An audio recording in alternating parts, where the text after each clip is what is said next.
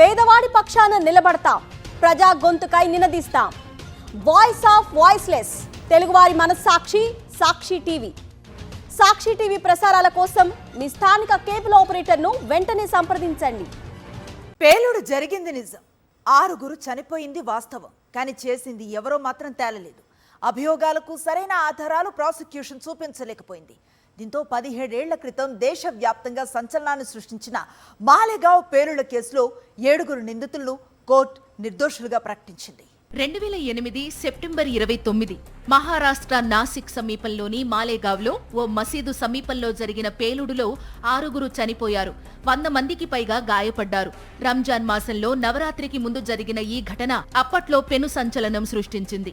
విద్వేషాలు రెచ్చగొట్టడమే లక్ష్యంగా కుట్ర చేశారనే ఆరోపణలపై సాధ్వి ప్రజ్ఞా సింగ్ ఠాకూర్, లెఫ్టినెంట్ కల్నల్ శ్రీకాంత్ ప్రసాద్ పురోహిత్, రమేష్ ఉపాధ్యాయ్, అజత్ రహీర్కార్, సుధాకర్ ద్వివేది, సమీర్ కులకర్ని ప్రధాన నిందితులుగా కేసు నమోదైంది.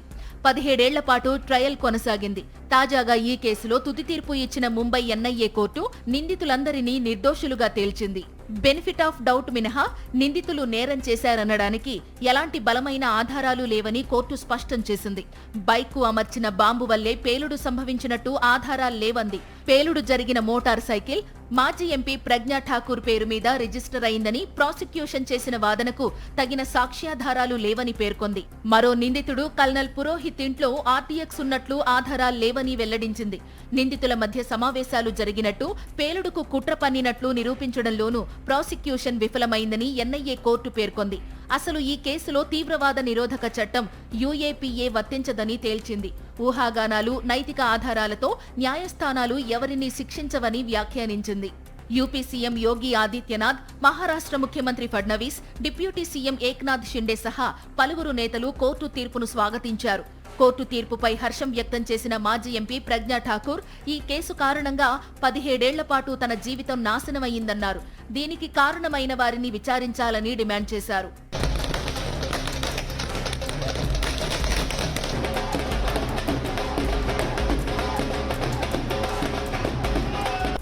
2008లో మాలేగావ్ పేలుడు ఘటన జరగ్గా తొలుత మహారాష్ట్ర యాంటీ టెర్రరిజం స్క్వాడ్ దర్యాప్తు చేసింది. అప్పట్లో ఏటీఎస్ చీఫ్ గా ఐపీఎస్ ఆఫీసర్ హేమంత్ కర్కరే ఉన్నారు. అయితే 2011లో యూపీఏ సర్కార్ కేసును ఎన్ఐఏకు బదిలీ చేసింది. విచారణ సమయంలో ప్రాసిక్యూషన్ 323 మంది సాక్షులను ప్రవేశపెట్టింది. వీరిలో 37 మంది తరువాత మాట మార్చారు. మరోవైపు ఎన్ఐఏ కోర్టు తీర్పును హైకోర్టులో సవాల్ చేయనున్నట్లు బాధిత కుటుంబాలు వెల్లడించాయి.